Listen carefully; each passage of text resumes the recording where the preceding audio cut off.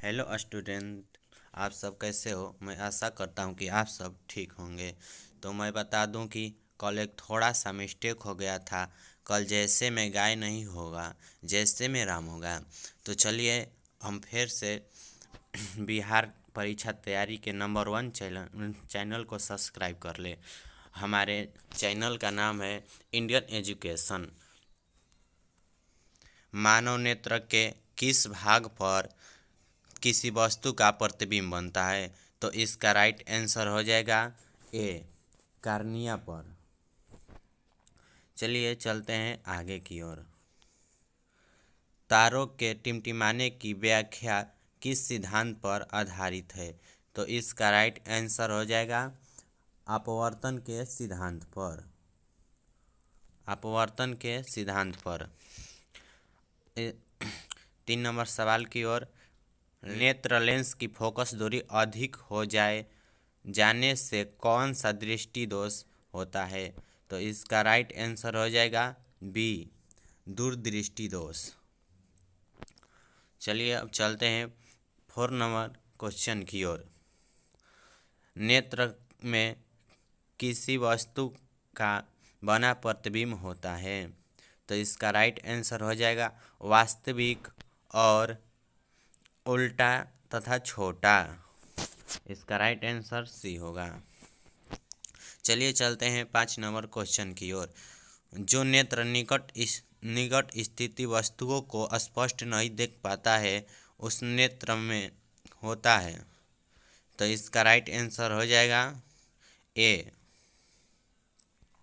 Right answer A, दूरदृष्टि दोष। चलिए चलते हैं आगे की। श्वेत प्रकाश की किरण जब किसी प्रिज्म से होकर गुजरती है तब जो रंग सबसे अधिक विचलित होता है? तो इसका राइट आंसर हो जाएगा सी, बैंगनी सबसे अधिक विचलित होता है। तो चलिए चलते हैं प्रश्न नंबर 7 की ओर। अपने लेंस की फोकस दूरी को बदलकर दूरी या निकट की वस्तु को साफ साफ देख सकने के आँख के गुण को कहते हैं? तो इसका राइट आंसर हो जाएगा बी, असमंजन क्षमता। चलिए चलते हैं आगे की ओर। क्वेश्चन नंबर 8 में जरा दूरदर्शिता से पीड़ित व्यक्ति का उपचार किस प्रकार के लेंस से किया जाता है? तो इसका राइट आंसर हो जाएगा बी, बाइफोकल लेंस। इसका राइट आंसर हो जाएगा बी, बाइफोकल लेंस। चलिए चलते हैं प्रश्न नंबर 9 की ओर। एक स्वस्थ मानव के नेत्र के निकट तथा दूर बिंदु क्रमशः होते हैं। तो इसका राइट आंसर हो जाएगा डी, 25 सेंटीमीटर एवं अनंत। चलिए चलते हैं 10 नंबर क्वेश्चन की ओर। विभिन्न दूरियों पर किसी वस्तुओं के प्रतिबिंब को फोकस करने के लिए आँख के लेंस की फोकस दूरी परिवर्तित होती है। तो बच्चों बताइए इसका राइट आंसर क्या होगा? तो हम बता दे रहे हैं, इसका राइट आंसर होगा सी, सिलियरी पेशिया द्वारा। इसका राइट आंसर होगा सी। चलिए चलते हैं 11 नंबर क्वेश्चन की ओर। जो नेत्र दूर स्थिति वस्तुओं को स्पष्ट नहीं देख पाता उस नेत्र में होता है? तो इसका राइट आंसर होगा बी, निकट दृष्टि दोष। चलिए चलते हैं प्रश्न नंबर आगे की ओर। क्या ए, इसमें दिया नहीं है लेकिन इसका राइट आंसर हो जाएगा ए, 12 नंबर का राइट आंसर ए। चलिए चलते हैं आगे प्रश्न की ओर। नेत्र की असमंजन क्षमता कम हो जाने से उत्पन्न होता है। क्या उत्पन्न होता है? तो इसका राइट आंसर हो जाएगा सी, जरा दृष्टि दोष। चलिए चलते हैं 14 नंबर प्रश्न की ओर। चंद्रमा पर खड़े अंतरिक्ष यात्रियों को आकाश कैसा प्रतीत होता है? तो इसका राइट आंसर हो जाएगा डी, काला प्रतीत होता है। इसका राइट आंसर डी, काला प्रतीत होता है, काला प्रतीत होता है। चलिए चलते हैं 15 नंबर क्वेश्चन की ओर। श्वेत रंग कितने रंगों के मेल से बना होता है? तो इसका राइट आंसर हो जाएगा डी, यह 7 रंगों के मेल से बना होता है। चलिए चलते हैं 16 नंबर प्रश्न की ओर। दृष्टि प्रकाश में किस वर्ण वर्ण का तरंगदैर्घ्य अधिक होता है? तो इसका राइट आंसर हो जाएगा बी, लाल। चलिए चलते हैं 17 नंबर प्रश्न की ओर। इंद्रधनुष का बनना किस परिघटना पर आधारित है? तो इसका राइट आंसर हो जाएगा सी, प्रकाश का वर्ण विक्षेपण। प्रकाश का वर्ण विक्षेपण। चलिए चलते हैं 18 नंबर प्रश्न की ओर। जो नेत्र निकट स्थिति वस्तुओं को साफ नहीं देख सकता है उस नेत्र में होता है। तो इसका राइट आंसर ए, दूरदृष्टि दोष। चलिए चलते हैं प्रश्न नंबर 19 की ओर। किसी कोलाइडी विलयन में निलंबित कणों से प्रकाश के प्रकीर्णन को कहा जाता है। तो इसका राइट आंसर होगा टिंडल प्रभाव। इसका राइट आंसर होगा टिंडल प्रभाव। क्या होगा? टिंडल प्रभाव। थोड़ा सा मिस्टेक हो गया है टाइपिंग में। चलिए चलते हैं 20 नंबर प्रश्न की ओर। सामान्य मानव नेत्र को दूर बिंदु होता है। तो इसका राइट आंसर हो जाएगा डी, अनंत होता है। इसका राइट आंसर डी, अनंत होता है। चलिए चलते हैं 21 नंबर प्रश्न की ओर। निकट दृष्टि दोष वाले व्यक्ति को चश्मे में होता है। तो इसका राइट आंसर बी, अवतल लेंस। चलिए चलते हैं 22 नंबर प्रश्न की ओर। मानव नेत्र में उपस्थिति लेंस होता है। तो इसका राइट आंसर हो जाएगा ए, उत्तल लेंस होता है। चलिए चलते हैं प्रश्न नंबर 23 की ओर। निम्नलिखित में से किस दृष्टि दोष में नेत्र को क्रिस्टलीय लेंस धुंधला अपारदर्शी हो जाता है? तो इसका राइट आंसर होगा बी, मोतियाबिंद में। चलिए चलते हैं 24 नंबर प्रश्न की ओर। स्पेक्ट्रम प्राप्त करने के लिए किसका उपयोग किया जाता है? तो इसका राइट आंसर होगा डी, प्रिज्म का प्रयोग किया जाता है। चलिए चलते हैं प्रश्न नंबर 25 की ओर। स्पेक्ट्रम में किस रंग की किरण का बिचली या झुकाव कम होता है? तो इसका राइट आंसर होगा ए, लाल रंग का। चलिए चलते हैं 26 नंबर प्रश्न की ओर। दीर्घ दृष्टि के निर्वात के लिए उपयोग किया जाता है। तो इसका राइट आंसर हो जाएगा बी, उत्तल लेंस। इसका राइट आंसर बी, उत्तल लेंस। चलिए चलते हैं 27 नंबर प्रश्न की ओर। हेलो गाइज, हमारे चैनल को सब्सक्राइब कर दीजिए। ऐसे ऐसे वीडियो देखने के लिए बेल आइकन को दबा दीजिए। चलिए चलते हैं 27 नंबर प्रश्न की ओर। प्रिज्म से प्रकाश की कौन सी परिघटना घटती है? तो इसका राइट आंसर सी, वर्ण विक्षेपण। वर्ण विक्षेपण।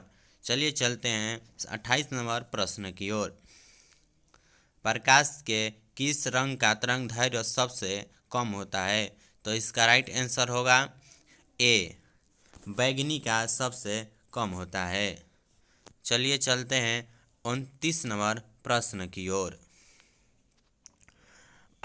आकाश का रंग नीला प्रतीत क्यों होता है? तो इसका राइट आंसर होगा बी, प्रकाश के प्रकीर्णन के कारण। चलिए चलते हैं 30 नंबर प्रश्न की ओर। आँख व्यवहार होता है। आँख व्यवहार होता है। इसका राइट आंसर होगा बी, उत्तल लेंस की तरह। उत्तल लेंस की तरह। चलिए चलते हैं 21 नंबर प्रश्न की ओर, 31 नंबर प्रश्न की ओर। एक साधारण प्रिज्म कितने सतहों से होता है? तो इसका राइट आंसर होगा सी 5 सतहों से। चलिए चलते हैं प्रश्न नंबर 32 की ओर। यदि किसी वस्तु का प्रतिबिंब रेटिना के पीछे बनता है तो वह व्यक्ति किस दृष्टि दोष से पीड़ित होता है? तो इसका राइट आंसर होगा ए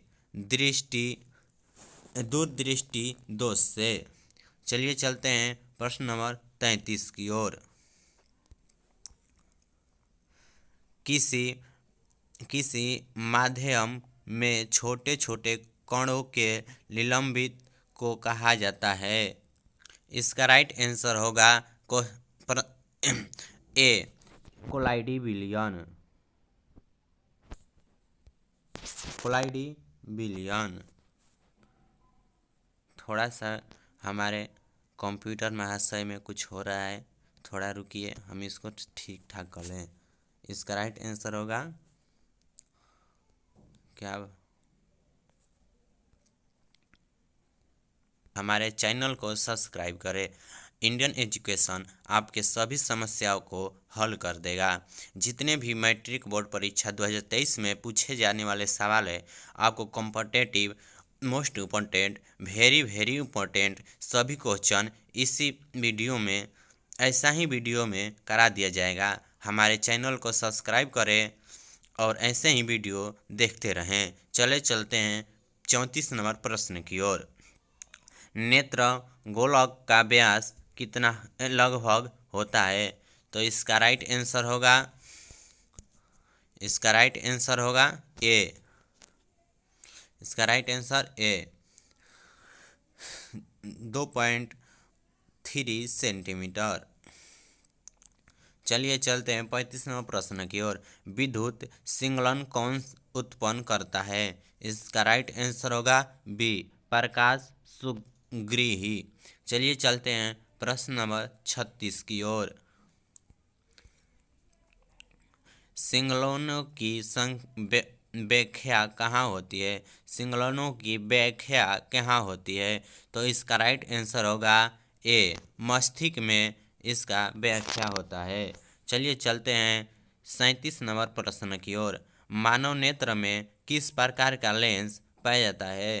तो इसका राइट आंसर होगा उत्तल लेंस पाया जाता है। चलिए चलते हैं 38 नंबर प्रश्न की ओर। पुतलियों के साइज को नियंत्रित करने वाला गहरा पेशिया डायफ्राम क्या कहलाता है? तो इसका राइट आंसर हो जाएगा ए परितंत्रिका। इसका राइट आंसर ए परितंत्रिका। चलिए चलते हैं 39 नंबर प्रश्न की ओर। आँख की पुतली किस प्रकार कार्य करती है? तो इसका राइट आंसर डी परिवर्तित द्वारा की भांति। चलिए चलते हैं प्रश्न नंबर 40 की ओर। कार्निया के पीछे एक संरचना होती है, उससे कहते हैं। इसका राइट आंसर हो जाएगा डी परितंत्रिका कहते हैं।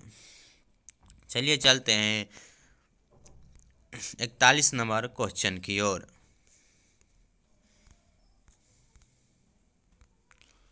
हमारे चैनल को सब्सक्राइब करते रहिए। निकट दृष्टि दोष उत्पन्न होने का क्या कारण है? इसका राइट आंसर हो जाएगा ए इसका राइट आंसर ए अभिनेत्र लेंस की वक्रता बढ़ जाना। चलिए चलते हैं 42 नंबर प्रश्न की ओर। निकट दृष्टि दोष दूर करने के लिए किस लेंस का व्यवहार होता है? इसका राइट आंसर हो जाएगा बी। इसका राइट आंसर बी अवतल लेंस। चलिए चलते हैं 43 नंबर प्रश्न की ओर। आँख में प्रवेश करने वाले प्रकाश की मात्रा को नियंत्रित करता है। इसका राइट आंसर ये होगा परितंत्रिका।